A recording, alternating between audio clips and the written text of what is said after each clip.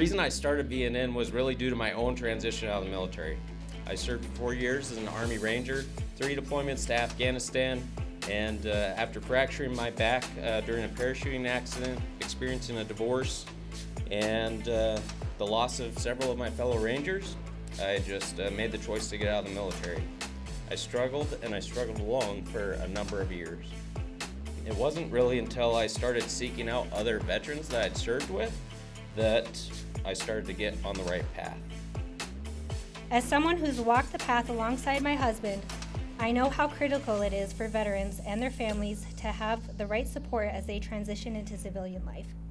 The resources available today are essential, not just for veterans, but for all who stand by them. We're here to make sure that no one has to walk this journey alone. The bottom line is, I'm on your team, and I always will be. We are family. You fought for me, and I'll fight for you for the rest of my life. Lieutenant Colonel Kauslurch said these words to a group of wounded soldiers at Brooke Army Medical Center in 2007. That message really hits home for me because I try to live by those words every day. I never take for granted the sacrifices that veterans have made to selflessly defend our country. My father graduated from West Point. Of course, everybody knew who he was. And somebody came up to him and had the audacity to say, "You know, George," he said, "you'll never be half the man your father was, but congratulations anyway." So I have a lot of empathy for my father. He used to take me at 6 in the morning when we were in Fort Hood, Texas, and he was a division commander, and we go to the DFACs, or the mess halls. And at first, everybody's scared to death because he comes in with his white stars. But pretty soon, they realize he's coming there to eat with them and break bread with them. He's not sitting with the other officers. He's sitting with the E6s and the specialists and all the enlisted folks and the warrant officers. And it really, even then, at 10 years old, I really understood what this was about. And what it was about is top-down loyalty. Bottom-up loyalty is required. You got to do, if you don't do what your boss says in the military, things just don't work. But top-down loyalty is what's so rare. My grandfather did it by taking care of his troops. He had the best food, the best equipment, the best clothing. My father did it as well. He always looked out for the little guy. And he went on, though, to become a very successful soldier. He fought in Vietnam and Korea. He was actually more decorated than his father. He's actually spent more frontline time, almost earned the Medal of Honor twice. Got a Purple Heart, and another time he got shot in the hand, and he was just so busy, so didn't have time to put in for it. So he was really quite something, and that's the guy I grew up with.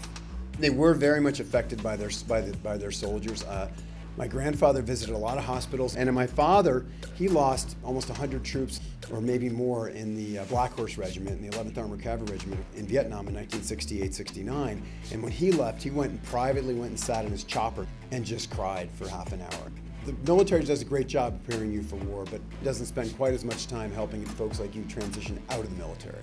And I think that's one of the reasons it's so extraordinary that you all are here today. My grandfather, he was making beer, and he had this beer set up and, still or whatever it was, and he's putting the hops in and the barley and all that in the garage. Then he comes in for dinner, and all of a sudden the whole thing explodes, all the beer goes everywhere, and he hits the deck and goes under the table immediately.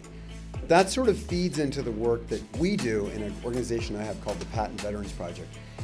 We've worked for 13 years, made 350 films with 1,500 vets, and we're working primarily up in Wyoming and Montana and rural Colorado because these are the highest suicide rate areas in the country.